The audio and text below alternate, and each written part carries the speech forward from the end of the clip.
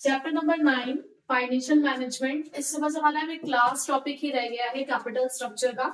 Last में इसलिए करा दी इसे क्योंकि इसके ऊपर बेस्ड हमें न्यूमेरिकल भी करना है, थोड़ा सा समझने वाला कॉन्सेप्ट है और थोड़ा लंबा कॉन्सेप्ट है। ठीक है, तो सबसे पहले हम कैपिटल स्ट्रक्चर को जान लेते हैं कि कैपिटल स्ट्रक्चर होता क्या है।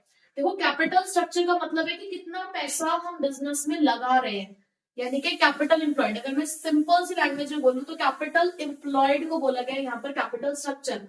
आप अपने बिजनेस में कितना पैसा इन्वेस्ट कर रहे हो। अब ये पैसा आप अपने बिजनेस में दो तरीके से लगाते हो भाई, या तो ऑनर फंड होता है या बोरोड फंड होता है। ये तो आपको पता ही है, इतना चैप्टर हम पढ़ चुके हैं, इतना तो हमें नॉलेज हो ही गई है कि जो भी हमारी कैपिटल एम्प्लॉयड होती है उसके अंदर दो चीजें होती है, या तो ऑनर फंड या बोरोड फंड या कॉम्बिनेशन ऑफ बोथ। ठीक है, यानी कि यहाँ पर हम बात कर रहे हैं डेट और इक्विटी की। तो कैपिटल स्ट्रक्चर क्या है? It refers to the proportion of the debt and equity use for financing the business operation. यानी कि कैपिटल स्ट्रक्चर क्या बताता है कि अपने बिजनेस ऑपरेशन को फाइनेंस करने के लिए हमने कितना डेट इस्तेमाल किया है और कितनी हमने इक्विटी इस्तेमाल करी है, उसे हम कैपिटल स्ट्रक्चर कहते हैं। अब क्या इसके पीछे कुछ होगा, कोई रूल या कोई तरीका जो हमें ये बताता हो कि इतना डेट लेना चाहिए, इतनी इक्विटी लेनी चाहिए, या कितना भी डेट और कितनी भी इक्विटी ली जा सकती होगी? ऐसा तो नहीं होता होगा, कुछ तो क्राइटेरिया होता होगा ना कि यार इतना डेट लेना फायदेमंद है या इतना इक्विटी लेना फायदेमंद है। तो कैपिटल स्ट्रक्चर के इस कॉन्सेप्ट में हम बेसिकली यही पढ़ेंगे कि कब डेट लेना फायदेमंद है, कब इक्विटी, मतलब किस तरीके से हमें इस मिक्सचर को डिजाइन करना है, हम यहाँ भी वही पढ़ेंगे। अब देखो, यहाँ हमें डिसाइड करना है ऑप्टिमल कैपिटल स्ट्रक्चर, यानी कि बेस्ट कैपिटल स्ट्रक्चर हमारा क्या है। देखो, ऑप्टिमल कैपिटल स्ट्रक्चर वही होगा जो हमारे रिटर्न ऑन इन्वेस्टमेंट को बढ़ा दे। आपने आरओआई पढ़ा है ना, आरओआई क्या होता है? Return on investment. कितना पैसा हमने बिजनेस में लगाया और उससे कितना हमें रिटर्न जनरेट हो रहा है। तो जहां हमें रिटर्न ऑन इन्वेस्टमेंट अच्छी मिलेगी, ज्यादा मिलेगी, दैट मींस वो कैपिटल स्ट्रक्चर हमारे लिए ऑप्टिमल है। तो उसका सिलेक्शन कैसे होगा, तो वो प्रोसीजर हम यहाँ पे पढ़ेंगे कि उसका सिलेक्शन कैसे किया जाएगा। अब कैपिटल स्ट्रक्चर डिजाइन करने के लिए एक तो आपको पता है, देखो डेट इक्विटी रेशियो याद है अकाउंट्स में। तो कैपिटल स्ट्रक्चर को अगर आपको देखना है तो आप देख सकते हो डेट अपॉन इक्विटी। और अगर आप ओवरऑल कैपिटल, डेट को ओवरऑल कैपिटल का बेस लेकर चलते हो तो आप debt upon debt plus equity भी लिख सकते हो। ये debt plus equity capital employed को रिप्रेजेंट करता है बेसिकली। ठीक है, ऑब्जेक्टिव क्या होता है कैपिटल स्ट्रक्चर का? To maximise the share holder wealth. हमें शेयर होल्डर की वेल्थ को इंक्रीज करना है। शेयर होल्डर की वेल्थ को इंक्रीज करने का मतलब क्या है? उसके शेयर्स की मार्केट वैल्यू को इंक्रीज करना है। ठीक है, उसके बाद अब आप इस ऑब्जेक्टिव को अचीव कैसे कर सकते हो? एक कॉन्सेप्ट पढ़ेंगे हम यहाँ पर अभी, फाइनेंशियल लिवरेज और ट्रेडिंग ऑन इक्विटी। ये कॉन्सेप्ट आपको बताएगा किस तरीके से आप अपने कैपिटल स्ट्रक्चर का जो ऑब्जेक्टिव है, ऑब्जेक्टिव क्या है? Maximising the share holder wealth, इसको अचीव कर सकते हो। ठीक है, तो अब चलते हैं सीधे इस कॉन्सेप्ट की तरफ ही कि फाइनेंशियल लिवरेज या ट्रेडिंग ऑन इक्विटी होता क्या है। देखो, फाइनेंशियल लिवरेज की जब हम बात कर रहे हैं तो फाइनेंशियल तो देखो हमेशा फाइनेंस से बना है, यानी कि उधारी, बेसिकली पैसा हम कहीं से अरेंज कर रहे हैं। लिवरेज ना बेसिकली रिस्क को रिप्रेजेंट करता है। तो अगर मैं सिंपल लैंग्वेज में बोलूं तो फाइनेंशियल लिवरेज का मतलब है फाइनेंशियल रिस्क। रिस्क कब आएगा? जब आप बाहर से पैसा उधार लोगे या जब आप खुद का पैसा लगाओगे? जब बाहर का पैसा लेंगे, और बाहर के पैसे को भी हमें क्या बोलते हैं? डेट। यानी कि फाइनेंशियल लिवरेज डेट को रिप्रेजेंट करता है, क्योंकि डेट फाइनेंशियल रिस्क को रिप्रेजेंट करता है। तो आपके ओवरऑल कैपिटल में जितना डेट होगा उतना ही फाइनेंशियल लिवरेज होगा। तो देखो, फाइनेंशियल लिवरेज की डेफिनेशन क्या है? The proportion of debt in overall capital. आपके ओवरऑल कैपिटल में कितना डेट है वही आपका फाइनेंशियल लिवरेज है। मैंने कहा कि मैंने ना टोटल 50 लाख रुपए बिजनेस में लगाए हैं, उसमें से 20 लाख रुपए का मैंने डेट ले रखा है। बताओ मेरा फाइनेंशियल लिवरेज कितना है? मैंने टोटल अपने बिजनेस में कैपिटल में 50 लाख रुपए लगाए हैं, उसमें से मैंने कहा 30 लाख के तो शेयर्स हैं और 20 लाख का है डेट। तो बताओ मेरा फाइनेंशियल लिवरेज कितने के बराबर है? 20 लाख के बराबर। जितने का डेट है उतने का फाइनेंशियल लिवरेज, क्योंकि वही फाइनेंशियल रिस्क को रिप्रेजेंट करता है। फाइनेंशियल रिस्क आता ही डेट से है। ठीक है, तो फाइनेंशियल लिवरेज क्या बताएगा आपको कि आपके ओवरऑल कैपिटल में कितना आपका डेट प्रपोर्शन है, कितने का आपका रिस्क है। अब जितना ज्यादा आपका फाइनेंशियल लिवरेज बढ़ेगा उतनी लेकिन आपकी कॉस्ट ऑफ फंड कम होगी। क्यों? Due to the cheaper sources of fund. सस्ता सोर्स ले रहे हैं हम डेट भी वहीं से लेंगे जहां से हमें सस्ता मिलेगा। तो सस्ता फंड मिल जाने की वजह से हम रिस्क लेना कब एक्सेप्ट करेंगे, जब हमें सस्ता मिल रहा होगा। वहीं पे इक्विटी महंगी पड़ रही होगी तो हम डेट की तरफ गए और वो हमें सस्ता मिल रहा है, तो हमने कहा कि कोई बात नहीं, हम रिस्क ले लेंगे, कम से कम कॉस्ट तो कम आ रही है, ठीक है। लेकिन ये हमारे फाइनेंशियल रिस्क को बढ़ाएगा। देखो रिस्क, अगर फायदा चाहिए तो रिस्क तो लेना ही पड़ेगा, ठीक है। तो कई बार ये रिस्क लेना फायदेमंद होता है, लेकिन कई बार ये रिस्क लेना फायदेमंद नहीं होता। तो इसी के लिए हम यहाँ पे दो कॉन्सेप्ट पढ़ेंगे अभी, जिसमें से एक को बोलते हैं फेवरेबल फाइनेंशियल लिवरेज और एक को बोलते हैं अनफेवरेबल फाइनेंशियल लिवरेज। ये दो कॉन्सेप्ट हमने पढ़ने with the help of an numerical example. अभी हम एक न्यूमेरिकल करेंगे जो इन दो कॉन्सेप्ट को एक्सप्लेन करेगा, जो आपको ये बताएगा कि कब अपने कैपिटल स्ट्रक्चर के अंदर डेट लेना फायदेमंद होता है, कब ज्यादा से ज्यादा डेट लेना फायदेमंद होता है और कब ज्यादा से ज्यादा डेट लेना आपके लिए नुकसानदायक है। Next, trading on equity. देखो ट्रेडिंग ऑन इक्विटी, ट्रेडिंग का मतलब क्या होता है, खरीदना बेचना। इक्विटी मतलब हमारे वो शेयर्स को रिप्रेजेंट करता है, यानी कि कब शेयर से हम, देखो ट्रेडिंग हम क्यों करते हैं, to earn some profit. Trading का मतलब क्या है, जब हमें पैसा कमाना है। तो यहाँ पर कब हमें अपने शेयर्स की वजह से प्रॉफिट होगा, बेसिकली वो कॉन्सेप्ट है ट्रेडिंग ऑन इक्विटी। तो ट्रेडिंग ऑन इक्विटी क्या बताता है, it means increase in profit earned by the equity share holder. पहली बात तो ये रिप्रेजेंट करता है इक्विटी शेयर होल्डर्स को, कि हमारे इक्विटी शेयर होल्डर प्रॉफिट कमा रहे हैं, और ये प्रॉफिट उनके पास कैसे आ रहा है, due to the presence of fixed financial charges. अब इसका मतलब क्या है, कई बार ज्यादा से ज्यादा डेट लेने का फायदा होता है। मैं आपको बता रही थी ना कि यहाँ पर हमें पता चलेगा कि कब डेट लेने का फायदा होता है, तो कब हमें डेट लेने का फायदा होगा ये कॉन्सेप्ट हमें वो बताएगा। तो ट्रेडिंग ऑन इक्विटी उसी के बारे में बात करते हैं कि कई बार फिक्स्ड फाइनेंशियल चार्जेस यानी कि डेट लेने की वजह से इक्विटी शेयर होल्डर्स का जो प्रॉफिट है वो बढ़ जाता है, तो उसी कॉन्सेप्ट को बताएगा ट्रेडिंग ऑन इक्विटी। क्या बताएगा ट्रेडिंग ऑन इक्विटी, कि हमारे इक्विटी शेयर होल्डर्स जो प्रॉफिट कमा रहे हैं वो बढ़ेगा। कब बढ़ेगा, जब हमारे फिक्स फाइनेंशियल चार्जेस बढ़ेंगे। और इस कॉन्सेप्ट को समझने के लिए जो हम यहाँ पे ये वाले दो कॉन्सेप्ट पढ़ेंगे, इसे बोलते हैं ईबीआईटी एंड ईपीएस एनालिसिस।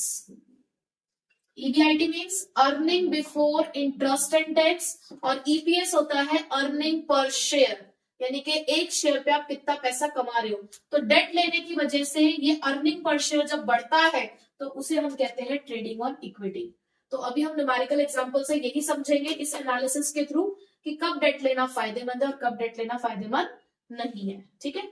तो अभी हमारे पास न्यूमेरिकल है एग्जांपल नंबर 1। सिचुएशन क्या है हमारे पास, देखो हमें 30 लाख रुपए का फंड रेज करना है, ठीक है। यानी कि हम जो इन्वेस्टमेंट करना चाहते हैं, जो कैपिटल स्ट्रक्चर में हमें पैसे चाहिए, वो टोटल 30 लाख रुपए हमें चाहिए। और अगर हम डेट लेते हैं तो डेट हमें मिल रहा है 10% रेट पर, ठीक है। और अगर इक्विटी शेयर्स हम इशू करेंगे तो 10 रुपए पर शेयर के हिसाब से इक्विटी शेयर रेज की जाएगी, यानी कि जो इक्विटी शेयर्स की फेस वैल्यू है वो 10 रुपए पर शेयर है। टैक्स रेट हमारे पास 30% है। और हमारा ईबीआईटी मतलब earning before interest and tax हमारे पास 4 लाख है। अब फंड रेज करने के हमारे पास 3 सिचुएशन है। पहली सिचुएशन में हमने कुछ भी डेट नहीं लिया है, इसका मतलब सारा का सारा पैसा हमने इक्विटी शेयर्स के थ्रू रेज किया, यानी कि 30 लाख रुपए के सिर्फ शेयर्स है हमारे पास यहाँ पे, ठीक है। कोई डेट नहीं लिया हमने, हम रिस्क नहीं लेना चाहते थे यहाँ पे। तो पहली सिचुएशन के अंदर हमने बिल्कुल भी डेट नहीं लिया, सारा का सारा पैसा हमने इक्विटी से रेज किया, पूरे 30 लाख रुपीज, हमने बिल्कुल भी रिस्क लेना जरूरी नहीं समझा यहाँ पे। सिचुएशन 2 में हमने डेट लिया है 10 लाख और इक्विटी लिया है हमने 20 लाख की, यानी कि टोटल 30 लाख कैसे अरेंज करें, 10 लाख डेट से और 20 लाख इक्विटी से।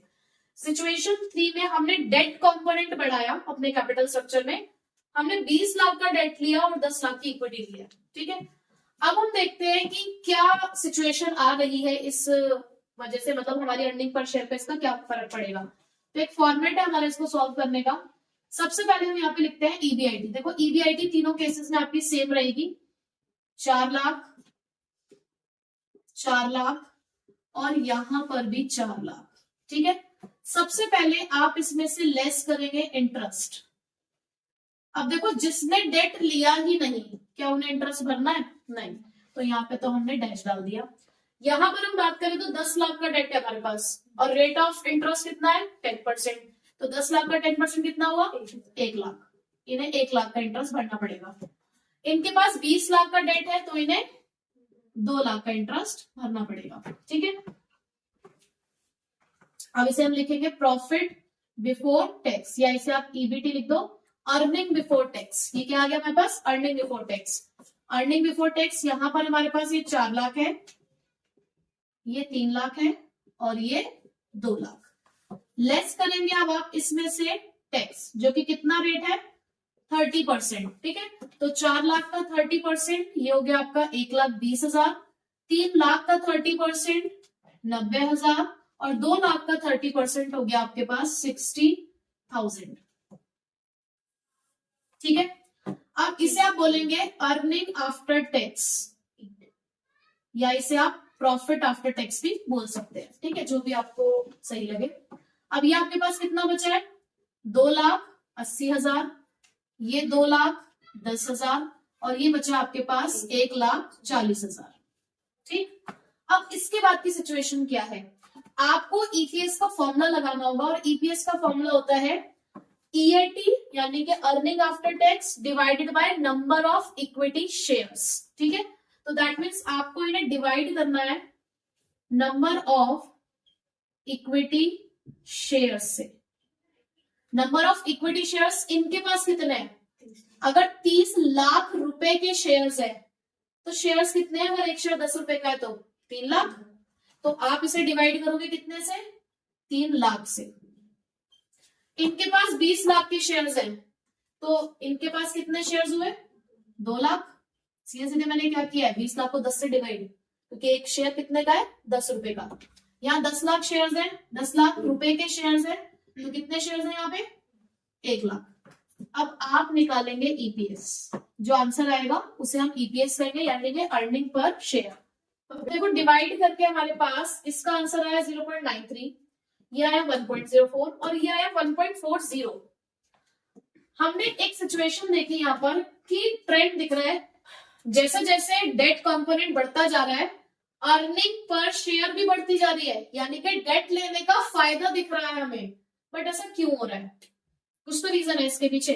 तो इसके लिए आपको एक और चीज कैलकुलेट करनी होगी जिसका नाम है रिटर्न ऑन इन्वेस्टमेंट। क्या कैलकुलेट करना है, रिटर्न ऑन इन्वेस्टमेंट, जिसका फॉर्मूला होता है ईबीआईटी अपॉन में कैपिटल एम्प्लॉयड इनटू 100। ठीक है, क्या बताया मैंने आपको फॉर्मूला, ईबीआईटी अपॉन में कैपिटल एम्प्लॉयड या कैपिटल इन्वेस्टमेंट भी लिख सकते हो आप इसको, इनटू 100। आपके पास क्वेश्चन में ईबीआईटी कितना है, 4 lakh divided by capital employed, यानी कि कितना पैसा लगाना चाह रहे हो आप, कितना पैसा है, 30 लाख इनटू 100, तो ये आ रहा है हमारा 13.33%। ठीक है, अब यहां से ना एक सिचुएशन निकली है, जो आपको सिचुएशन ध्यान रखनी है, जो मेन मुद्दा है वो यही है। अब वो जरा ध्यान से सुनिएगा कि क्या है, कब हमारे लिए डेट लेने का फायदा है। आपने ये तो कैलकुलेट कर लिया सब कुछ कि हाँ ठीक है क्या सिचुएशन आ रही है।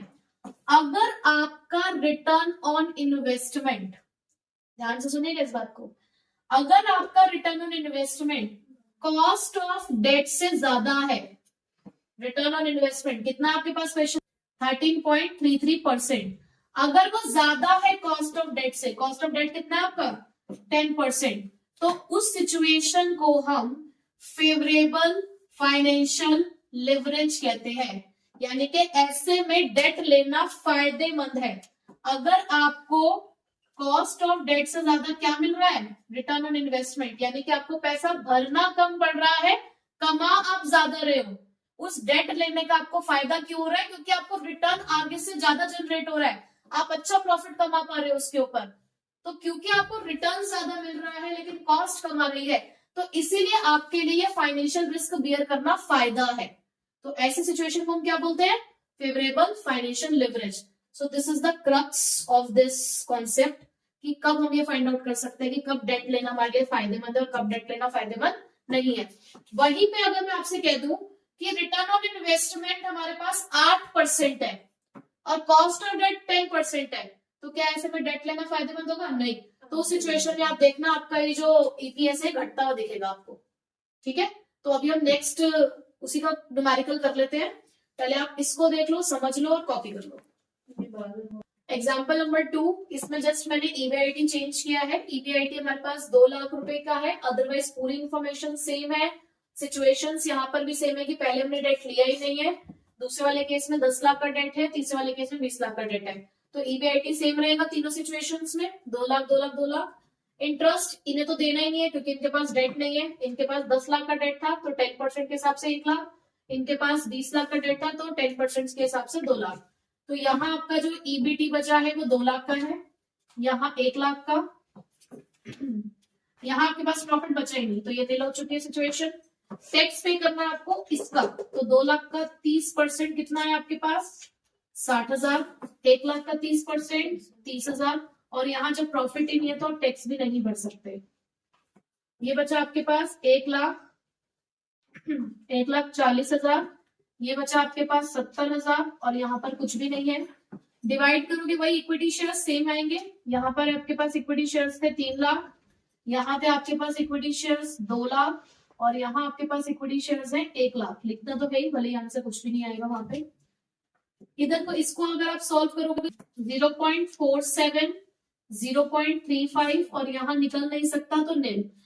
अब यहाँ अगर आप देखो तो यहाँ आपको क्या दिख रहा है कि आपका जो ईपीएस है वो जैसे जैसे आप डेट लेते जा रहे हो वैसे वैसे कम होता जा रहा है, और एक सिचुएशन तो ऐसी आ गई है कि नील, और अगर इससे भी ज्यादा डेट लोगे तो हो सकता है नेगेटिव चला जाएगा। ठीक है, तो जो कि हमारे लिए वर्स्ट सिचुएशन होगी।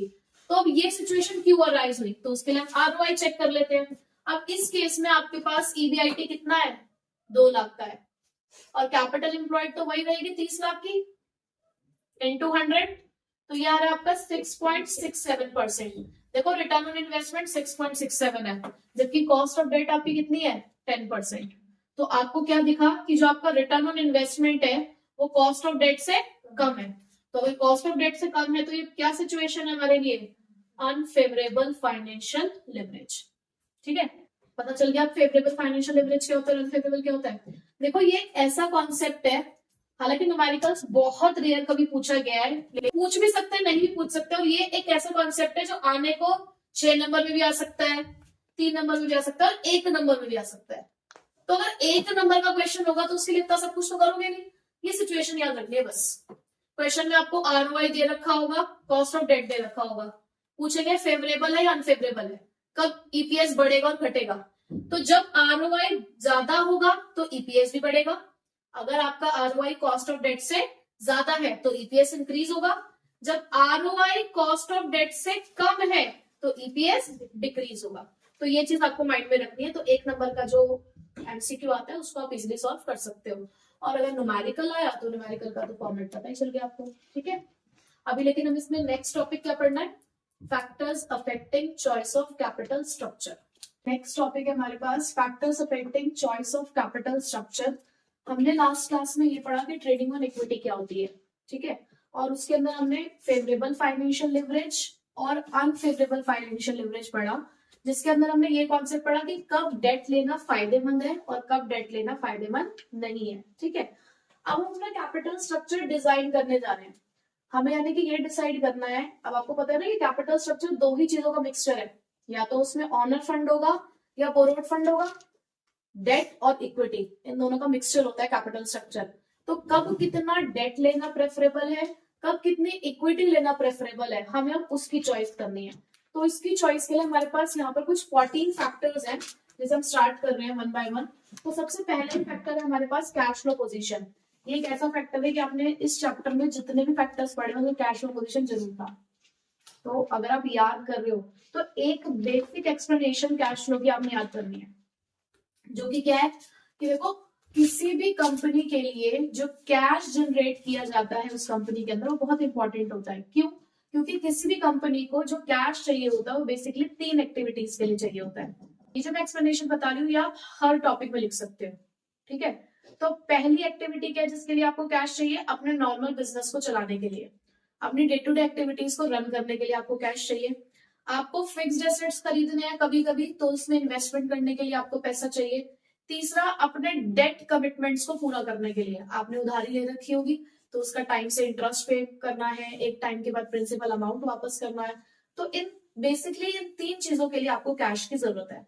अगर इन 3 चीजों को पूरा करने के बाद आप स्ट्रॉन्ग कैश फ्लो पोजीशन में हो, सफिशिएंट कैश फ्लो है आपके पास, तो आप ज्यादा डेट ले सकते हो। क्योंकि देखो डेट लेने का मतलब है एक बर्डन, बताया था ना, जब भी आप डेट लोगे तो दो बर्डन आ जाएंगे आपके सर पे। पहला इंटरेस्ट पे करने का बर्डन, दूसरा एक टाइम के बाद प्रिंसिपल अमाउंट वापस करने का बर्डन। तो अगर आपको लगता है कि आप अपने स्ट्रॉन्ग कैश फ्लो पोजीशन में हो तो आप ज्यादा डेट लो, लेकिन इक्विटी पे कम फोकस कर सकते हो। लेकिन अगर आपको लगता है कि यार आपके कैश फ्लो पोजीशन बहुत ज्यादा स्ट्रांग नहीं है, कभी कभी शॉर्टेज ऑफ कैश भी हो जाती है, तो जब शॉर्टेज ऑफ कैश हो जाएगी तो ऐसे में ज्यादा डेट लेना आपके लिए नुकसानदायक है। तो इन दैट केस आप पहले से ही खुद को एक फेवरेबल सिचुएशन में रखो, आप डेट पे कम डिपेंड हो और इक्विटी ज्यादा रखो अपने कैपिटल स्ट्रक्चर के अंदर। लो दोनों ही, अगर आपको दोनों की जरूरत है तो हम लो दोनों, लेकिन डेट का प्रोपोर्शन थोड़ा कम रखो और इक्विटी का प्रोपोर्शन ज्यादा। क्यों? क्योंकि इक्विटी का पैसा कब वापस करना होता है?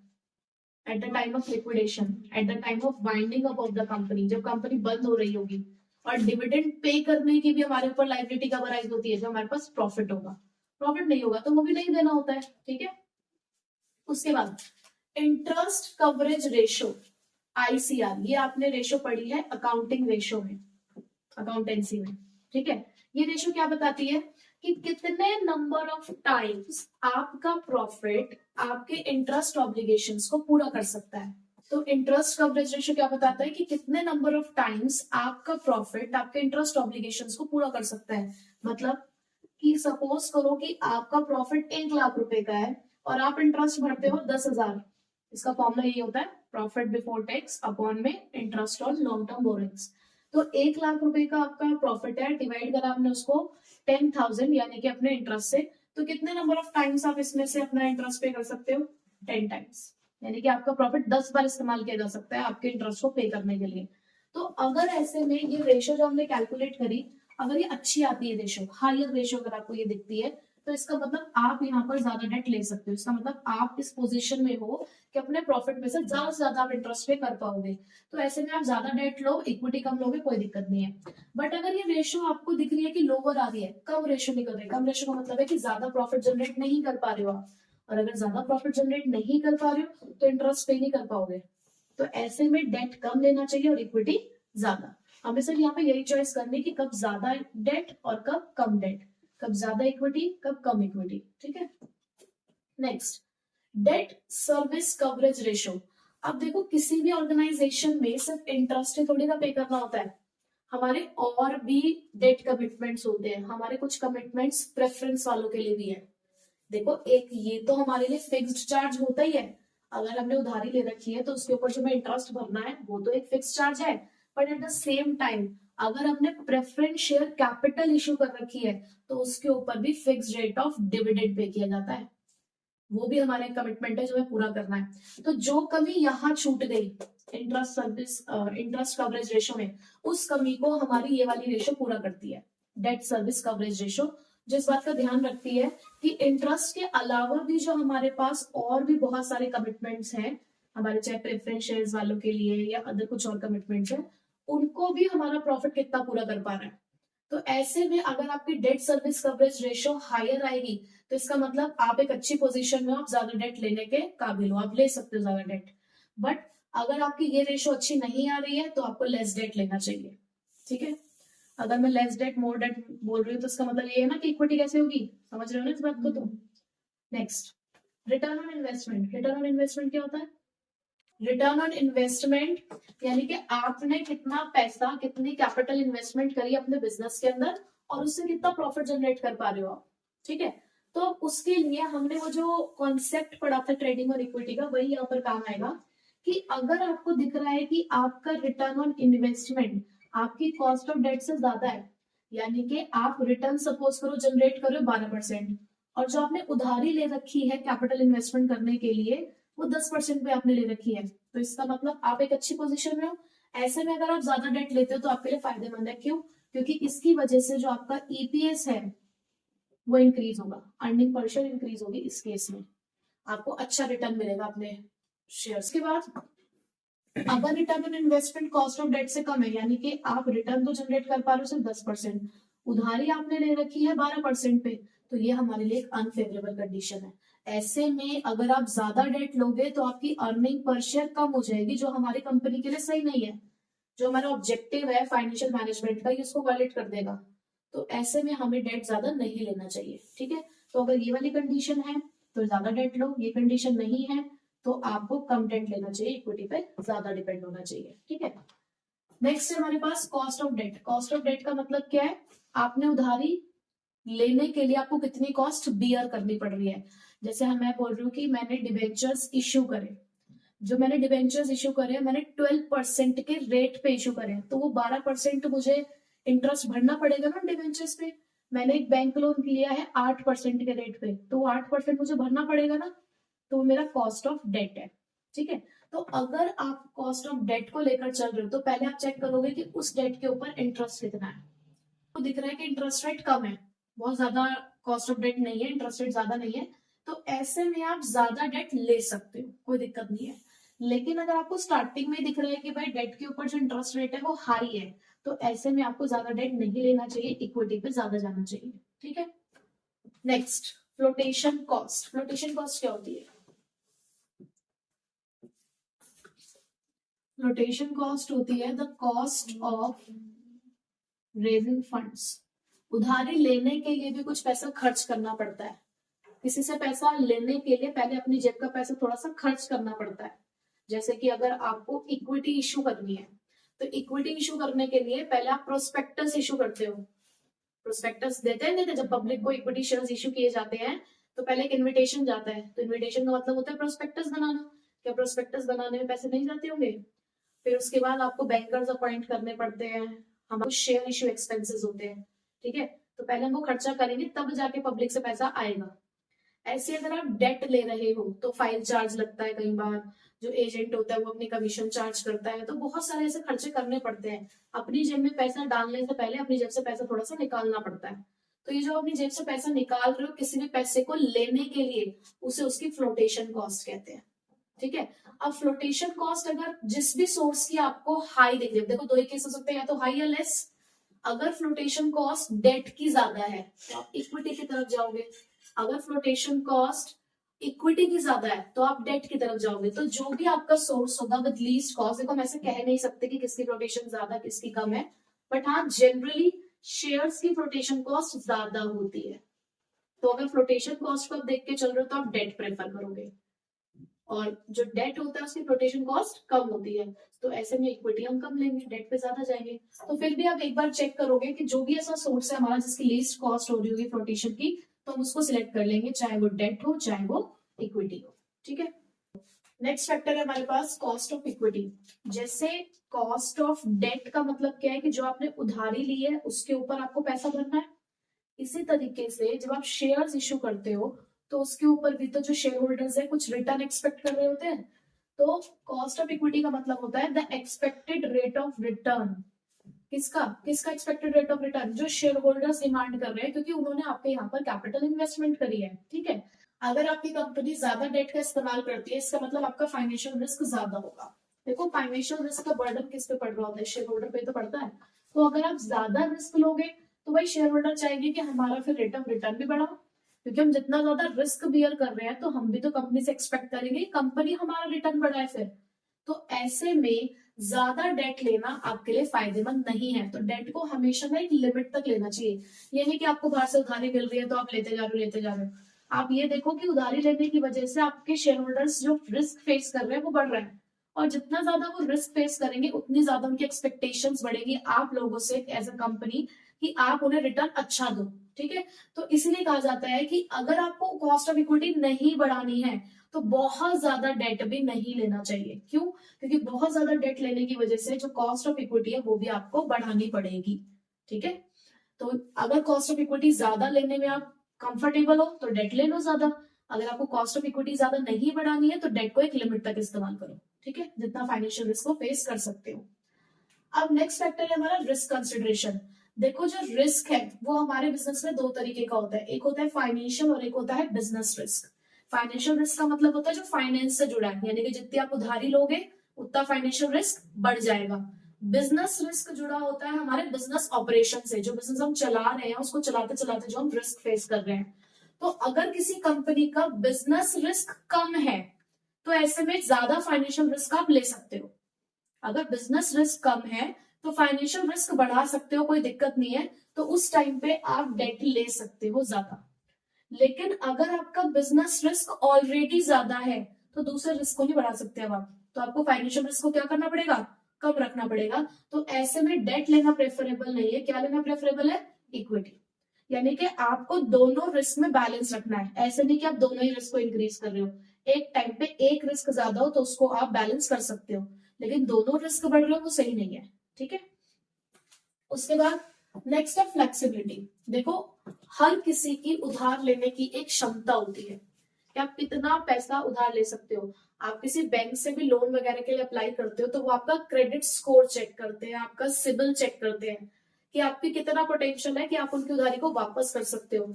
ये क्रेडिट स्कोर, ये सिबिल क्या बताता है आपका कि आपका कितना पोटेंशियल है कि अगर हम आपको उधारी दें तो आप उसको कितने टाइम में वापस कर दोगे, या वापस करोगे भी या नहीं करोगे। आपकी क्रेडिट वर्दीनेस चेक करता है बेसिकली ये स्कोर्स।